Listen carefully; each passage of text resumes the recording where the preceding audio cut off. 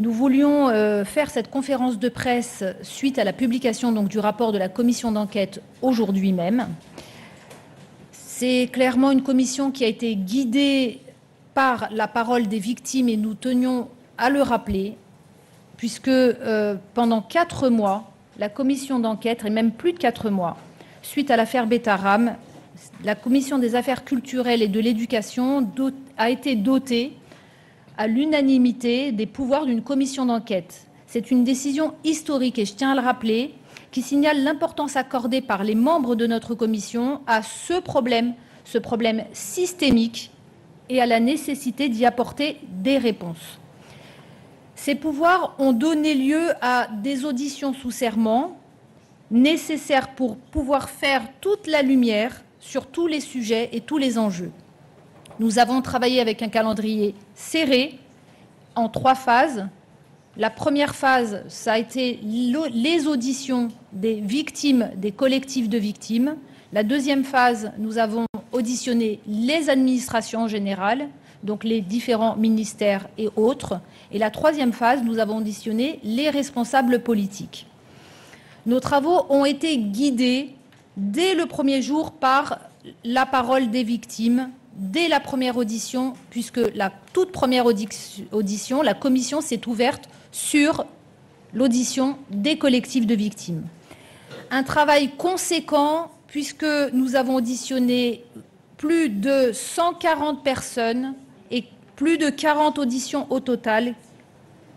Et en conclusion, les rapporteurs ont analysé des milliers de pages de documents. De très nombreux témoignages de victimes reçus aussi, en dehors des auditions, 80 signalements effectués conjointement au titre de l'article 40, effectués conjointement les 2 rapporteurs et moi-même en tant que présidente. Des signalements essentiels qui permettent d'alerter les procureurs de la République sur des faits extrêmement graves. En tant que présidente, je me félicite de la rigueur des travaux menés tout au long de cette commission.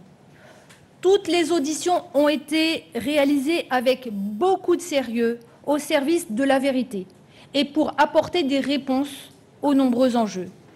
Le travail des co-rapporteurs, que je tiens à remercier devant vous, a été d'une très grande qualité.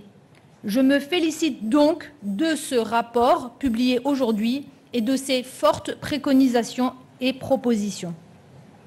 Je m'assurerai désormais, avec la rigueur que vous pouvez peut-être me connaître, des suites données à ce rapport et nous nous engageons, je pense respectivement, à ce que le ministère, notamment de l'Éducation et de la Justice, prenne en compte les préconisations faites dans le rapport. Je vais donc maintenant laisser la parole au rapporteur pour vous parler plus précisément des recommandations. Merci Madame la Présidente, Mesdames et Messieurs. C'est un moment très important pour nous que celui de la publication de ce rapport, un rapport largement adopté par le vote des membres de notre commission d'enquête il y a quelques jours, c'était le 25 juin dernier. Ce rapport de presque 330 pages, c'est l'aboutissement de 4 mois de travail, d'un travail intense, considérable, d'un travail sans relâche, où, en dépit de tous les obstacles que nous avons pu rencontrer, de toutes les attaques dont notre commission d'enquête, en tant qu'objet institutionnel même, a été l'objet, des attaques jusqu'au plus haut sommet de l'État, malgré tous ces obstacles, nous avons avancé, toujours dans la même direction, avec Violette Spielbout, en tentant, en œuvrant à chaque étape de nos travaux à être utile, à faire changer l'état des choses dès à présent. La Présidente a rappelé que nous avons effectué des articles 40 pour interpeller des procureurs de la République. Voilà la carte de ces articles 40. Voilà l'une des manifestations de la réalité de ces violences, de l'ampleur de ces violences, qui concernent l'ensemble du territoire national, puisqu'il y a aujourd'hui plus de 80 collectifs de victimes qui se sont constitués durant nos travaux, des collectifs qui portent sur la situation de 270 établissements en France. Avant d'entrer dans le détail, des mots de remerciement pour nos équipes parlementaires, nos cabinets, pour les administrateurs de l'Assemblée nationale qui nous ont accompagnés dans chacune des étapes de nos contrôles, de nos auditions, à toutes celles et à tous ceux qui ont contribué à faire manifestation d'une vérité, à diagnostiquer, à identifier des défaillances, bien sûr aux victimes qui nous ont accompagnés à chaque étape, de la première audition aux derniers échanges que nous avons eus ici à l'Assemblée nationale pour débattre des recommandations et elles venant à notre rencontre lors de nos déplacements pour nous faire part des crimes terribles dont elles ont été l'objet. Ce rapport fait un constat accablant, celui d'une défaillance majeure de l'État dans le contrôle et dans la prévention des violences en milieu scolaire. Il porte 50 recommandations, toutes communes à Violette Spilbout et à moi-même, qui appellent à une révolution dans le contrôle, dans la prévention, dans l'organisation même du ministère de l'Éducation nationale pour garantir que demain, tous les élèves soient protégés, quel que soit le statut de l'établissement qu'ils fréquentent, pour empêcher demain d'autres bêta-rames.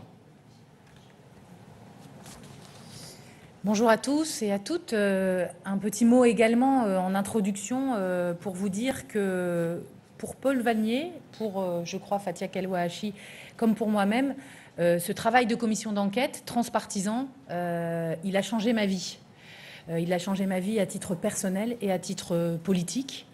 Nous avons pu à nombreuses reprises exprimer combien nous avons été touchés, bouleversés, choqués par des témoignages à la fois au début de la commission d'enquête, mais encore chaque jour que nous recevons sur nos boîtes mail, dans la rue, quand on nous interpelle. Et cette commission d'enquête, elle aura été, et on le verra dans les recommandations, extrêmement utile, je crois, y compris grâce aussi au travail des journalistes d'investigation comme de relais de nos travaux, pour que des personnes aujourd'hui trouvent le courage de parler qu'elles n'avaient pas trouvé des années auparavant. Et vous dire aussi que ce rapport et ces 50 recommandations communes avec Paul Vannier, que nous portons, que nous assumons totalement et que nous défendrons partout dans les mois et années à venir, ce n'est qu'un point d'étape. Ce n'est pas la fin de nos travaux. C'est un point d'étape parce que ces recommandations, elles doivent être mises en œuvre. Et donc, nous aurons un certain nombre d'actions. Ça commence par la semaine prochaine, le 9 juillet, nous présentons ce rapport à la délégation aux droits de l'enfant de l'Assemblée nationale, qui elle aussi est transpartisane, pourra se saisir de certains sujets pour poursuivre le travail à l'Assemblée nationale. Et puis, nous travaillerons dès la rentrée avec Paul Vannier à une proposition de loi transpartisane qui reprendra les éléments législatifs de nos recommandations. Et puis, bien sûr, nous proposerons, nous solliciterons à l'exécutif, auprès de l'exécutif, la mise en œuvre des recommandations qui sont d'ordre réglementaire ou de décision politique de l'exécutif. Et nous sommes effectivement, comme le disait la présidente de commission, que je remercie également pour la tenue et l'extrême rigueur de toutes ces auditions, nous sommes à disposition de l'exécutif et notamment de la ministre de l'Éducation pour très rapidement lui présenter ces recommandations et nous mettre au travail, puisque l'objectif, c'est l'action et la concrétisation. En l'honneur de quoi ? De cette responsabilité qui nous incombe et ce poids de la souffrance des victimes que nous portons avec elles, avec eux, depuis le début de la commission d'enquête et que nous n'abandonnerons pas. Voilà pour ces quelques mots en introduction et on passe aux recommandations. Et c'est moi. Et c'est moi. Alors, on a 50 recommandations. On a choisi avec Paul Vannier de vous faire le point sur quelques-unes prioritaires. Et bien sûr, les mesures que nous souhaitons exprimer en premier, c'est celles qui concernent les victimes. C'est la reconnaissance des victimes. C'est la première chose que demandent les victimes, les associations de victimes, d'être reconnues par l'État.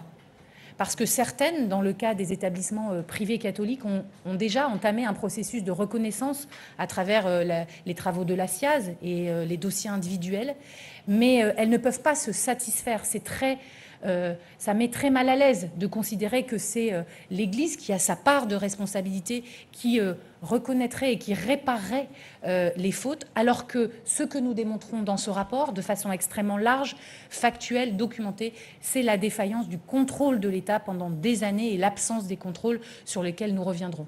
Donc cette reconnaissance, elle passe par la création d'un fonds d'indemnisation des victimes, auquel les victimes pourront présenter un dossier d'indemnisation au regard des préjudices, des violences psychologiques, physiques, sexuelles qu'elles ont subies dans le cadre scolaire, mais qui pourra aussi ouvrir des droits au titre de la santé, de l'accompagnement psychologique des victimes, de leurs familles, de leurs enfants, de leurs conjoints, parce que l'on sait que la souffrance d'un enfant qui a été battu ou humilié, c'est la souffrance d'un adulte et de toute sa famille autour de lui durant des générations.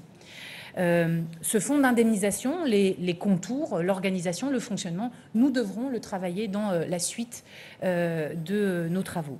Et puis le deuxième point sur lequel nous avons des recommandations, c'est de travailler sur le sujet de la prescription.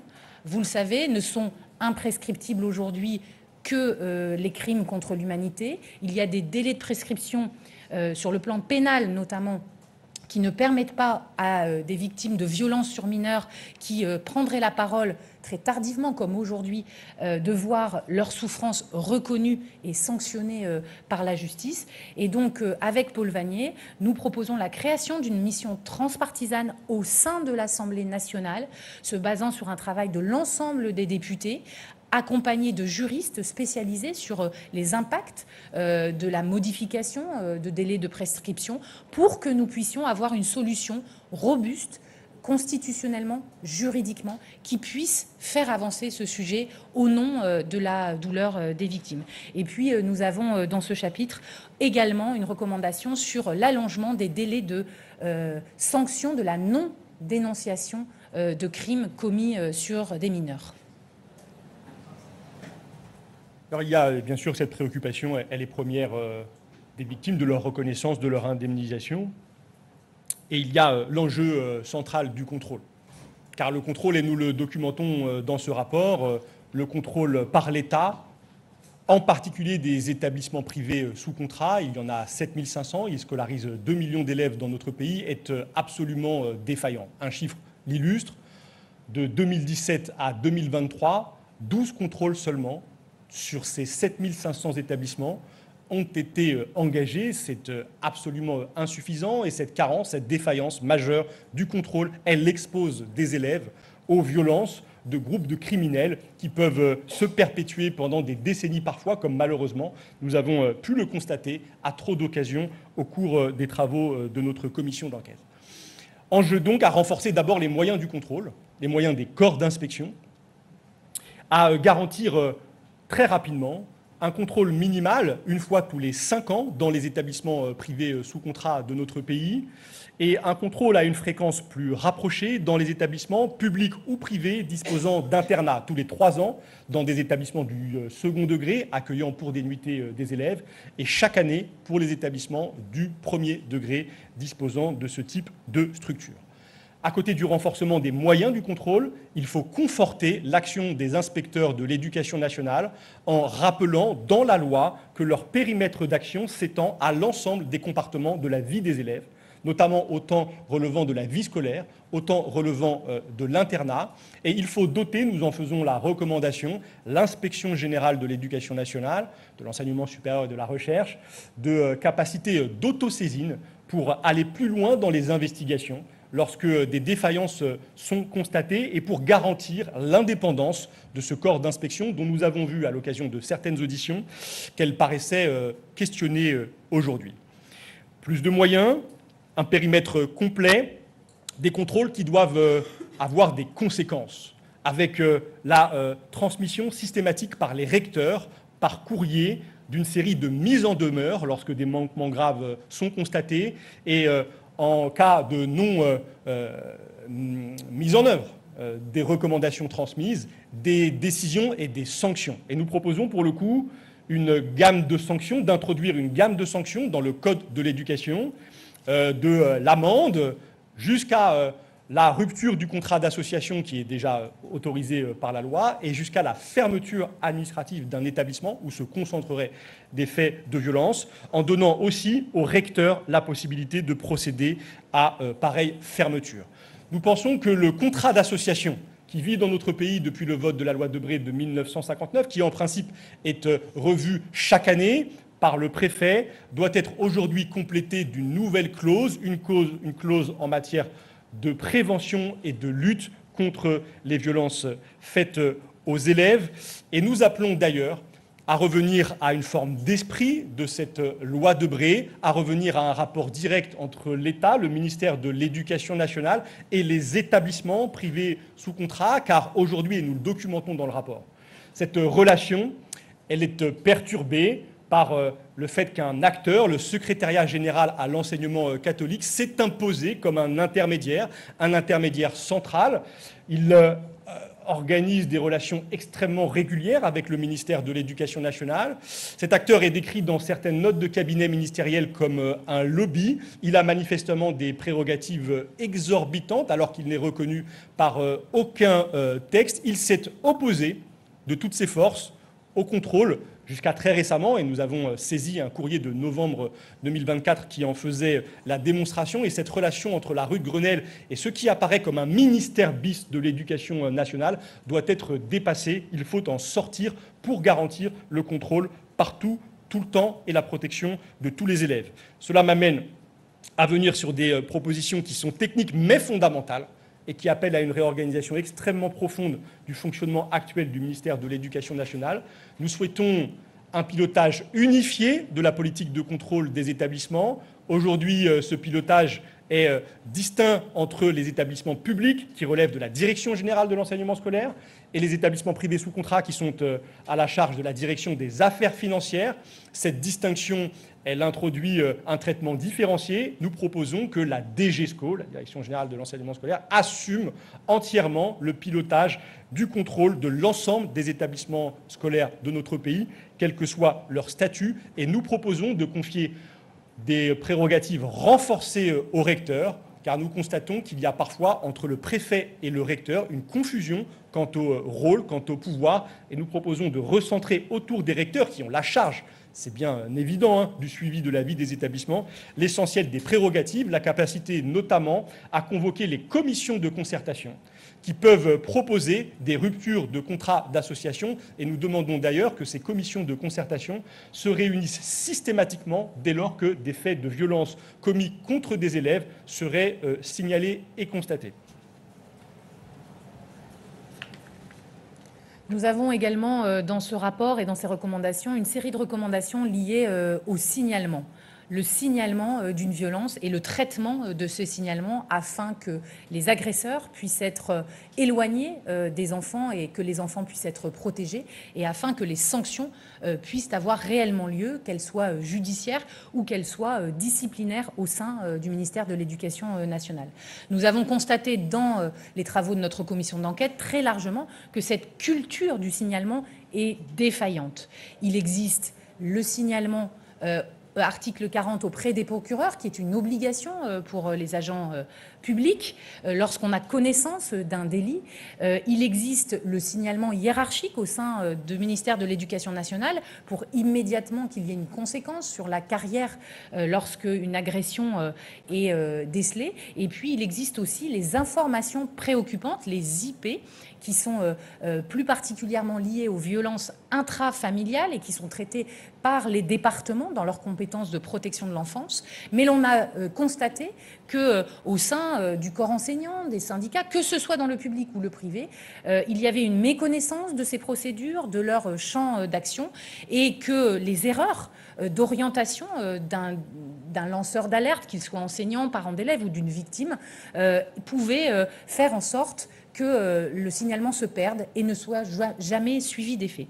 C'est la raison pour laquelle nous proposons une recommandation forte dans ce rapport, la création d'une cellule Signal Éduc. Vous avez dans le rapport le schéma de fonctionnement de cette cellule qui n'est pas une ou un dispositif de plus qui serait redondant, mais bien un fonctionnement centralisé des signalements comme on a pu le mettre en place au niveau des sports et de la jeunesse et sports avec le dispositif Signal Sport, comme ça existe au niveau des lycées, des établissements militaires, c'est un dispositif qui s'appelle Thémis. C'est une cellule centrale au niveau national, au ministère de l'Éducation nationale, qui permet d'accueillir la parole des lanceurs d'alerte, notamment sans passer par le chef d'établissement quand ils ne peuvent pas le faire, ce qui arrive souvent dans les systèmes d'omerta que l'on a pu décrire dans le rapport, qui peut donc accueillir cette parole et ce signalement, qui peut en effectuer le suivi et le retour d'information à la personne qui a eu le courage de parler, que ce soit un enseignant qui a eu le courage, un parent d'élève ou une victime. On a besoin, quelques mois après, de savoir où en est son signalement et comment il a été suivi sur le plan judiciaire comme sur le plan de l'éducation nationale. L'accueil, le suivi et également le conseil, l'accompagnement de l'équipe qui fait ce signalement et enfin les données statistiques, c'est-à-dire le recueil national de ces violences, des formes qu'elles prennent, psychologiques, physiques, sexuelles, de leur ampleur, de leur caractère systémique. Ce sont des données aujourd'hui dont on a vu que fait établissement, le logiciel de l'éducation nationale, qui va bientôt être étendu au privé, ne permet pas de faire une analyse aussi fine. Et nous avons besoin de cela pour piloter ce sujet des violences et faire en sorte que les signalements soient efficaces. Derrière tout cela, nous avons des recommandations, bien sûr, sur le renforcement de l'information entre le ministère de la Justice et le ministère de l'Éducation nationale, tout en respectant la présomption d'innocence, c'est important de le dire, car beaucoup d'enseignants peuvent aussi être dans cette situation. Mais nous souhaitons, à travers ces recommandations, une efficacité et le fait que plus aucun signalement ne puisse rester lettre morte quand un enfant ou un lanceur d'alerte a eu le courage de parler. Dans cette culture du signalement, il y a bien sûr, dans nos recommandations, le renforcement des associations de protection de l'enfance, des associations spécialisées qui interviennent dans les écoles, qui ont besoin de subventions, qui ont besoin de soutien de l'État pour pouvoir intervenir dans le public comme dans le privé. Je pense en particulier à l'association Les Papillons, qui permet aux enfants ou à d'autres personnels de s'exprimer par l'écrit lorsqu'il y a un fait de violence au sein de l'école. Nous avons écrit à la ministre de l'Éducation nationale, ministre de l'État, pour que cette association puisse être agréée par l'État et que partout en France, là où les chefs d'établissement commencent la mise en place de ces boîtes aux lettres papillons, elles puissent être effectives dès la rentrée scolaire de 2025. Et puis, dernier point dans le sujet du signalement, la recommandation sur la levée systématique du secret de la confession lorsqu'il y a connaissance d'une agression sur un mineur. C'est un sujet qui fait débat et qui est dans l'atmosphère depuis bien une dizaine d'années. Nous le rappelaient hier soir les victimes que nous avons rencontrées.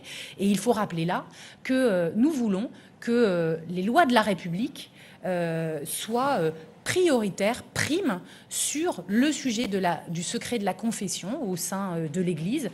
Ça peut paraître une évidence pour certains, mais dans la pratique, aujourd'hui, ce n'est pas le cas. Et nous avons, dans l'audition, notamment avec le président de la Conférence des évêques de France, eu un dialogue ouvert sur cette question qui s'est poursuivi avec l'audition du garde des Sceaux, Gérald Darmanin, qui lui aussi a entamé le travail sur ce sujet. Il faut donc que nous puissions aboutir pour avoir des signalements rapides, efficaces et surtout protéger la victime et d'autres victimes potentielles. Alors, davantage de moyens pour le contrôle, des procédures de signalement qui peuvent être saisies, qui garantissent un suivi et qu'aucune dénonciation ne se perde, et des mesures de prévention qu'il faut impérativement renforcer, en commençant par inscrire l'évidence dans la loi. Mais aujourd'hui, cette loi ne le précise pas. L'interdiction des châtiments corporels doit être inscrite au Code de l'éducation. Cela peut être stupéfiant de constater que cette inscription n'est pas, et donc urgence à corriger ce manque. Des recommandations importantes sur la question de l'honorabilité des personnels qui interviennent dans les établissements scolaires, quel que soit leur statut, avec un renforcement notamment des exigences en matière d'honorabilité, en tout cas de l'accès à certaines informations dans les établissements privés sous contrat qui n'accèdent pas aujourd'hui au B2 du casier judiciaire, qui n'accèdent pas aujourd'hui au fichier FIGES, qui apporte des informations qui sont pourtant essentielles. Vigilance donc au moment de l'entrée des personnels dans des carrières enseignantes, dans des carrières qui vont les amener au contact des élèves, et puis la nécessité d'un traitement régulier du stock, pardon pour l'expression, mais de ces personnels en criblant, en scannant régulièrement la situation pour s'assurer qu'après une entrée dans la carrière, des condamnations ne seraient pas intervenues qui mettraient en cause la possibilité pour des adultes à prolonger leur présence auprès d'élèves. Garantir aussi le suivi du dossier administratif, là encore c'est un enjeu qui porte en particulier sur les établissements privés, pour qu'un enseignant, un surveillant, lorsqu'il changerait d'établissement, de département, d'académie, qu'il y ait le suivi, la trace d'une éventuelle sanction administrative, par exemple, pour des faits de violence sur des enfants. Il y a aussi bien sûr l'enjeu de la formation des élèves d'abord, et de ce point de vue-là, il y a des lois qui ont été votées ici à l'Assemblée, qui attendent des décrets d'application tout simplement pour entrer en vigueur, et donc il faut que ces décrets soient publiés. La formation aussi de l'ensemble des personnels, formation initiale, formation continue, pour pouvoir repérer ces violences, pour accueillir, recueillir la parole des enfants. Formation aussi à des procédures, notamment à celle de l'article 40, la saisine du procureur de la République, qui est une obligation faite à chaque fonctionnaire, dès lors qu'il aurait ou elle aurait connaissance d'un délit ou d'un crime. Mais nous avons constaté que cette culture de l'article 40 n'est absolument pas maîtrisée, et cela à tous les étages de l'éducation nationale, parfois même jusque dans certains rectorats.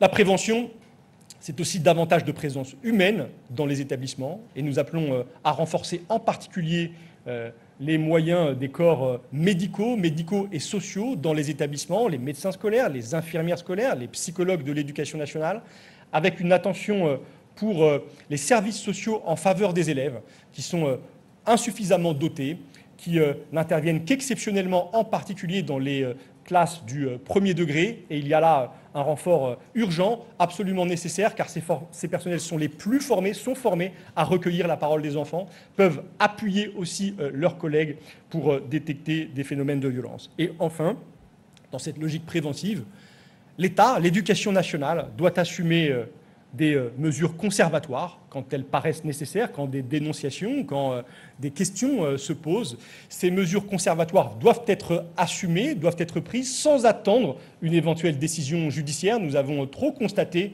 que l'éducation nationale, au fond, comptait davantage sur la justice pour traiter certaines situations qui pourtant sont urgentes. Ces mesures conservatoires ne préjugent en rien de la culpabilité de celui ou de celle qu'elles concerneraient, mais protègent des élèves, des victimes potentielles, mettent aussi en dehors d'un contexte difficile ceux qui sont visés parfois par des plaintes.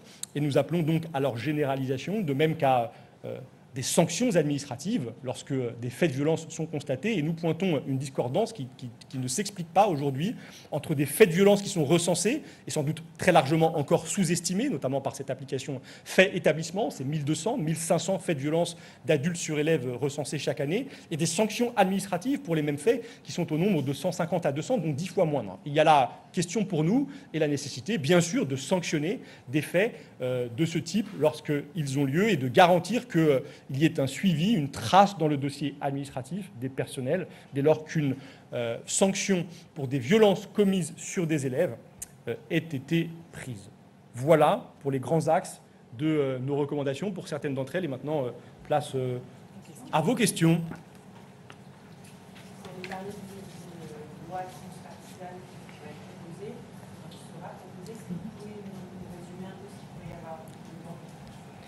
Alors, vous avez 50 recommandations.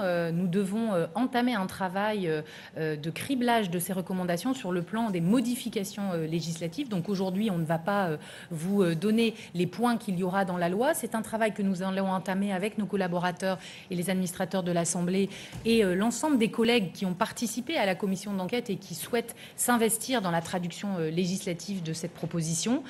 Donc on espère pouvoir déposer au mois d'octobre en format transpartisan, et ensuite il y aura un travail interne à l'Assemblée nationale auprès de la conférence des présidents pour qu'elle puisse être inscrite en temps transpartisan avant la fin de l'année et surtout être votée rapidement, parce que derrière c'est des mesures concrètes pour les victimes et pour protéger les enfants. Et ce sera le même périmètre que la commission d'enquête? Tout à fait. Même périmètre que la commission d'enquête. Je voudrais savoir si vous avez été surpris qu'il y ait aussi des cas dans le public, puisque l'idée, on connaissait un peu bien. Oui, je voudrais savoir si vous avez été surpris de constater aussi des faits de violence sur élèves dans le public. Et deuxièmement, comment vous expliquez que l'omerta, là aussi, soit extrêmement prégnante?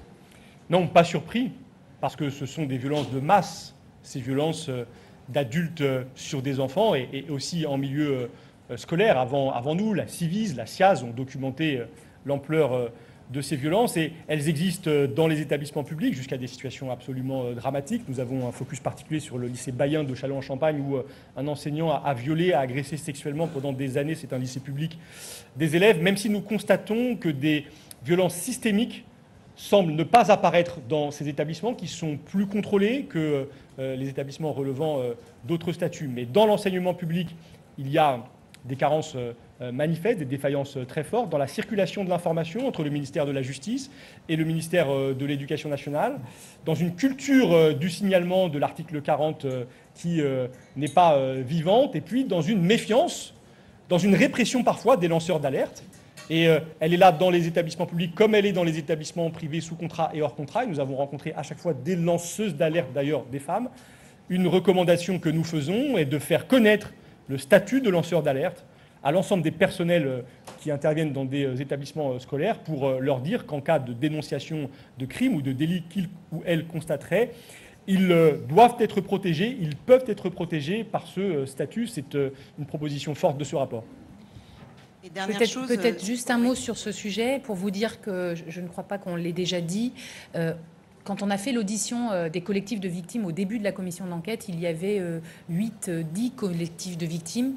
Aujourd'hui, il y en a 80 qui sont déclarés, qui concernent 250 établissements en France. Donc on voit que le mouvement a commencé et que le courage a été pris par certaines victimes de constituer ces collectifs, et puis surtout ils se retrouvent parce que très souvent ils s'ignoraient, parce que c'est des écoles où il y a eu des classes de générations différentes, et la constitution de ces collectifs bien sûr concerne beaucoup l'enseignement privé sous contrat, mais ils sont nombreux à nous rappeler qu'il y a des collectifs constitués sur des écoles publiques, sur des lycées, des collèges publics, donc ils sont en moins grand nombre, mais il ne faut pas les oublier, car là aussi c'est le sujet de l'omerta, de l'absence du suivi et de l'inscription des sanctions sur le dossier administratif d'un enseignant quand il y a un mouvement entre les académies. Et donc il y a encore beaucoup de travail à faire là-dessus, notamment parce que lorsque des enseignants nous parlent aujourd'hui et qu'ils sont dans le public, où il y a des internats, par exemple dans les lycées professionnels, ils nous font part de cas de violence sur lesquels ils n'ont pas eux-mêmes encore osé déposer un article 40, comme quoi il y a encore du chemin à faire. Et dernière chose, est-ce que vous comprenez que l'une des mesures prises en général par l'Éducation nationale dans ces affaires, c'est la mutation, ce qui est quand même assez lunaire? Alors, je vais répondre à votre question, mais avant de répondre à votre question, je veux quand même dire clairement mon sentiment. J'ai été enseignante 30 ans dans l'Éducation nationale et je suis étonnée, après la série d'auditions, de voir le poids de la chape de plomb, qui est bien au-delà de ce que j'imaginais auparavant. C'est-à-dire qu'on a un prédateur dans un établissement. Autour de ce prédateur, il y a un système. Il y a un système de silence ou un système de complaisance. Mais en tout cas, ce prédateur, il peut continuer à violer, agresser pendant 20, 30 ans sans qu'il ne se passe pas grand-chose. Et il y a aussi une réflexion à mener, c'est les parents des victimes. Les parents des victimes, clairement aussi, rentrent dans ce système de l'omerta, puisque très souvent, ils ont des signaux qu'ils ne lisent pas, qu'ils ne comprennent pas chez leur enfant, qui devraient les alerter, mais qui ne les alertent pas. Et donc, ces parents, on laisse un enfant de la maternelle jusqu'à la terminale dans un établissement où il y a une potentialité d'agressivité, d'agression qui est assez lisible. Et donc, c'est une question que je pose, et aujourd'hui, il va falloir la poser à la société. Comment se fait-il qu'on a un ensemble de faisceaux d'indices, on a la possibilité d'écouter des enfants qui parlent assez souvent. Ils ont une façon de parler, ils ne s'expriment pas clairement avec des mots, mais souvent leur corps parle, leurs blessures parlent. Et que la société tout entière ne reconnaît pas, ne voit pas, ou met une chape de plomb sur ce qui se passe. Et puis les mutations, parce que bon, comme j'ai été prof, je peux aussi répondre. En réalité, je crois que c'est le pas de vague dans l'éducation nationale. C'est un ministère qui est un ministère compliqué, très peu transparent. Il y a peu de lisibilité déjà sur les mutations en elles-mêmes. C'est-à-dire que les enseignants se plaignent de ne pas comprendre le système des mutations. Et donc, la solution trouvée par l'éducation nationale, assez souvent, c'est de déplacer les enseignants. Et donc, nous veillerons, en tout cas dans les recommandations, clairement, c'est précisé, à ce qu'un enseignant qui a un casier judiciaire ne puisse plus enseigner, quel que soit, à quel moment que ce soit de sa carrière. Je pense que c'est très important. J'ai vu madame au fond là-bas. Est-ce que vous imaginez, en vous lançant dans cette commission d'enquête, être aussi submergé par cette vague de violence scolaire? Et dans le prolongement, l'un et l'autre, qu'est-ce qui vous a le plus marqué durant ces 4 mois de travail? Non, moi je n'imaginais pas les témoignages que nous avons reçus, ils m'ont profondément percuté. Parce que je pouvais imaginer certaines violences, les violences verbales, psychologiques, les violences physiques, les violences sexuelles et même les viols, mais les actes de torture qui nous ont été décrits, les travaux forcés, les enfants qu'on a privés de nourriture, qu'on a privés de sommeil, ça je n'aurais jamais pu l'imaginer avant d'en entendre le récit glaçant. Et donc cette commission d'enquête, comme pour Violette Spielbout, elle m'a profondément percuté, elle m'a changé comme homme, comme député, avec une réflexion pour moi, et elle se traduit dans nos recommandations communes sur des dispositions auxquelles je n'aurais pas adhéré il y a 4 mois avant ces travaux.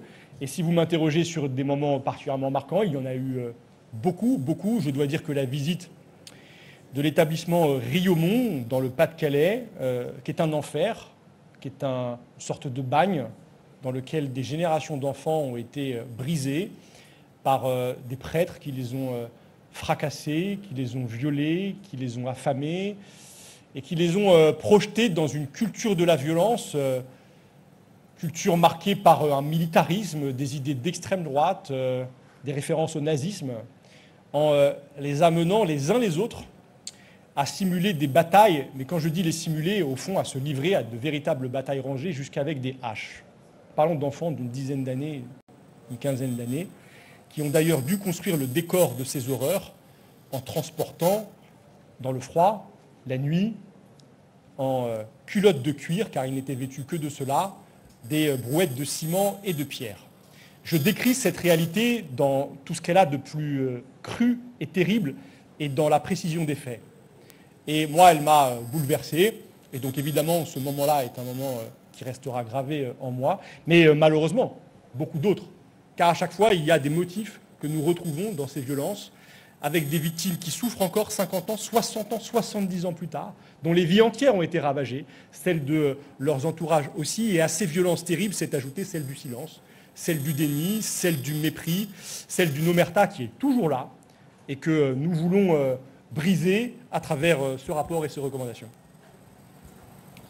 J'aurais pu choisir le même exemple que Paul Vanier, Riaumont, Liévin dans le Nord, dans mon département. D'abord parce que j'ai commencé le travail sur cette commission d'enquête en lisant attentivement et douloureusement le livre d'Ixelles Delaporte sur les enfants de Riaumont, avec des témoignages d'une intensité et d'une violence qui m'a bouleversée et qui m'a préparée aussi à ce que nous allions pouvoir découvrir. Mais je dirais que ce qui est commun entre Riaumont et un autre collectif de victimes, celui des Filles du Bon Pasteur, qui avait à Los, dans la métropole lilloise, un établissement sur lequel on m'a sollicité, mais aussi à plusieurs endroits en France, c'est le terrible constat que ces enfants étaient placés par la justice et pas par leurs parents dans ces établissements.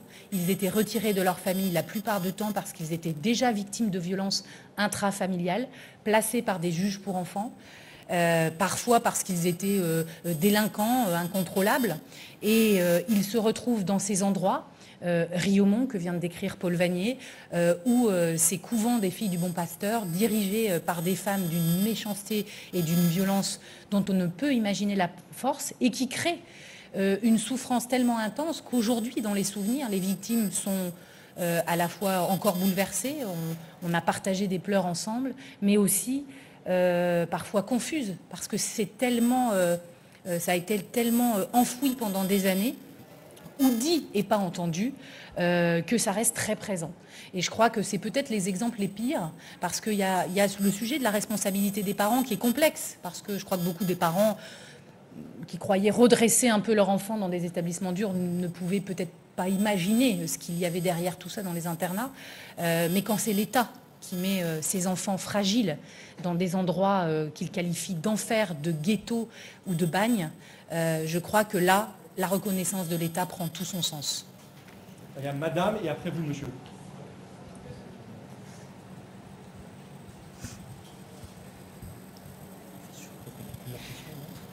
Bonjour. Alors, quand le scandale Betaram a éclaté, on s'est tous posé la question comment c'est possible qu'il y ait eu une cinquantaine d'années de violence derrière les murs de cet établissement sans que ce soit su, sachant que dans le sud-ouest, on savait, puisqu'on disait c'était passage, tu finiras à Betaram.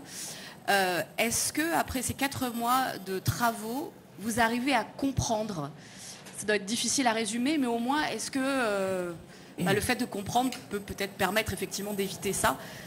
Est-ce que vous arrivez à comprendre aujourd'hui ce qui s'est passé? C'est l'objet en tout cas de notre commission d'enquête, d'essayer de comprendre pour que les choses ne se reproduisent pas. Et de ce point de vue-là, nous avons, à propos de Betaram, qui est le déclencheur de cette commission d'enquête et d'une vague de libération de la parole, mais qui est aussi l'illustration de défaillances, de dysfonctionnements que l'on a retrouvés ailleurs, nous identifions deux causes principales. D'abord, celle des défaillances de l'État, des services de l'État, la défaillance d'une gendarmerie qui, pendant des décennies, a ramené à la porte de l'établissement des élèves qui fuguaient sans jamais se demander pourquoi ils fuguaient.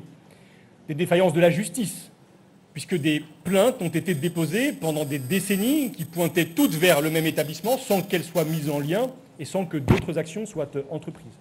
Et puis bien sûr une défaillance de l'éducation nationale, avec une carence majeure du contrôle. C'est pourtant l'une de ses obligations. Je veux redire que le contrôle de ces établissements privés sous contrat est prévu par le Code de l'éducation. Et une mission de contrôle en 1996, en avril, ni faite ni à faire, absolument bâclée, sur laquelle on est beaucoup revenu, qui a produit un rapport dont le dernier paragraphe blanchit l'établissement, et en même temps qui décrit des châtiments corporels, notamment le supplice du perron, qui consiste à mettre un enfant quasiment nu, la nuit, dehors, en plein hiver, pour le punir, avec des conséquences désastreuses, bien sûr, pour la santé de ces enfants. Ces défaillances de l'État, elles sont à tous les niveaux, au niveau local, jusqu'au plus haut sommet de l'État, car évidemment, c'est aussi la responsabilité du ministre de l'Éducation nationale de l'époque, M. François Bayrou, qui est décrite, qui est diagnostiquée dans ce rapport qui indique qu'il savait, dès 1995 pour les violences physiques, 98 pour les violences sexuelles, qu'il avait alors tous les moyens pour agir, qu'il n'a pas agi, et qu'en conséquence de quoi, des dizaines, des centaines de vies d'enfants ont été ravagées. Et puis il y a aussi la question, et c'est une autre explication, de l'omerta, de ce silence. Pourquoi plus de signalements n'ont-ils pas percé de cet établissement, même s'il faut rappeler que des enfants ont parlé, que des parents ont déposé plainte, qu'une femme, Madame Françoise Gulum, a lancé l'alerte, mais ils n'ont pas été manifestement pris au sérieux et entendus. Et cette omerta, nous cherchons à la comprendre. Elle tient dans ces établissements privés catholiques en conséquence pour leur carrière. Il n'y a pas de pluralisme dans la représentation des parents d'élèves avec une seule fédération de parents d'élèves. Et nous recommandons d'ailleurs de permettre un pluralisme dans les établissements privés sous contrat des fédérations de parents d'élèves pour sortir de huis clos. Et puis, il y a des enjeux de sacralité, d'autorité et une recherche par les parents d'une éducation à la dure qui place ces parents d'élèves dans une situation très paradoxale et les conduit parfois à taire des violences qu'ils peuvent constater. Voilà une explication et, ce faisant, des recommandations qui visent à empêcher que pareil contexte ne se maintienne et à sortir d'une forme d'exception. Nous appelons à lever le tabou des établissements privés sous contrat sans, je veux le redire, nous focaliser uniquement sur eux. Et j'affirme, et nous en avons fait la démonstration dans les 330 pages de ce rapport, que notre préoccupation porte sur l'ensemble des établissements scolaires. Mais il y a là un tabou particulier qu'il faut lever avec des autorités, des tutelles ministérielles notamment, qui pendant trop longtemps ont détourné le regard, ont eu peur de s'intéresser à ces établissements parce que craignaient une accusation qui a fonctionné pendant 40 ans comme un rayon paralysant, celle de vouloir rouvrir la guerre scolaire. Et en voulant se préserver de cette accusation, ils ont laissé des situations intolérables perdurer et placé des enfants face à des criminels qui, pendant des décennies, ont pu perpétuer malheureusement leurs crimes. Oui, je crois qu'il y avait monsieur. Il y a monsieur avant.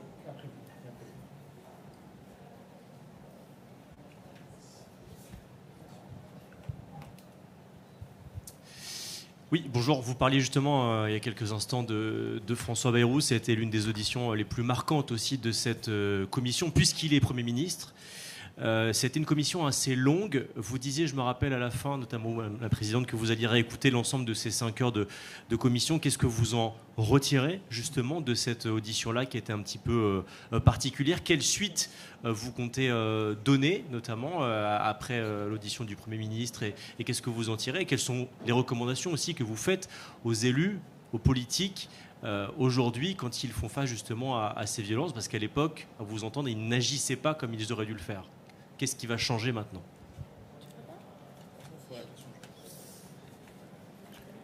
Oui, alors, en effet, l'audition a été très longue, 5h30 du Premier ministre.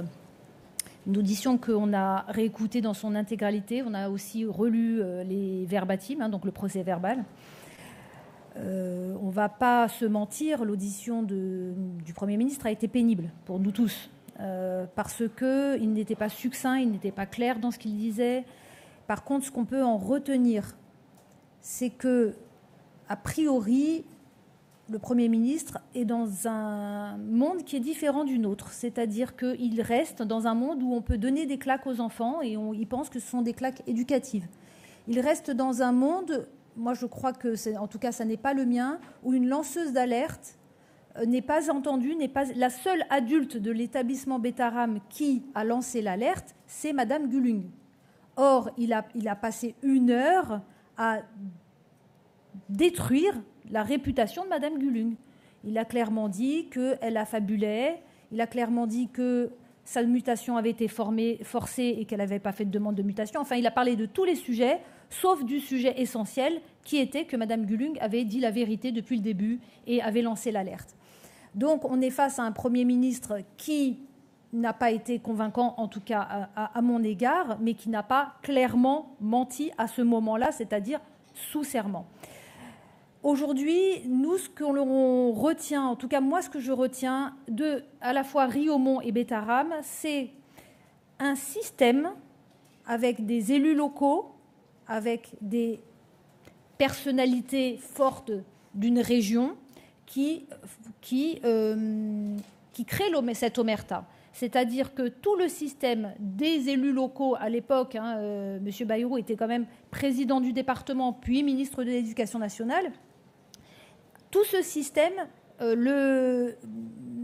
l'évêché, tous les, on va dire, les notoriétés, les personnes importantes d'un département ou d'une région se sont soutenus pour se taire ou pour ne pas voir ce qui se passait.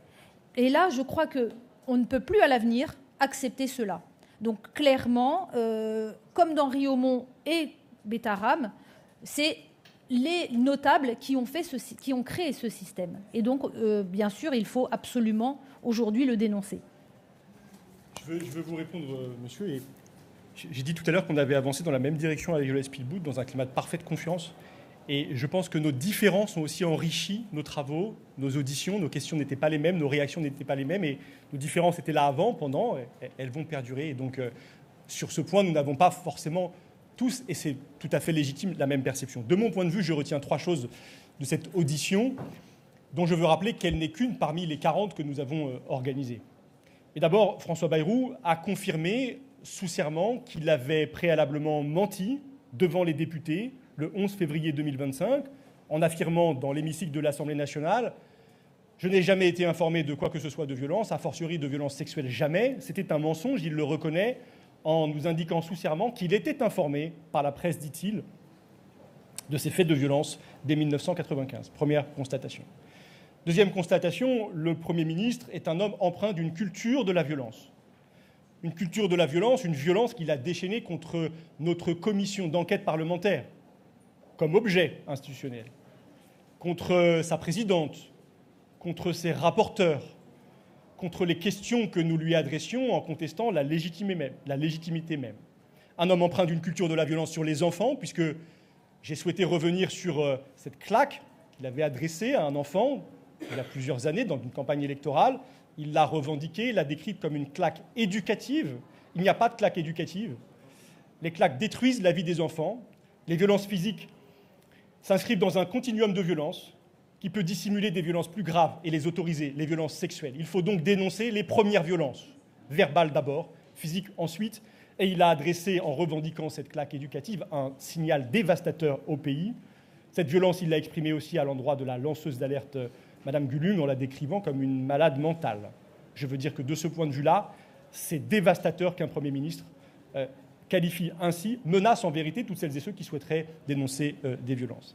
Et puis enfin, il y a la question du parjure.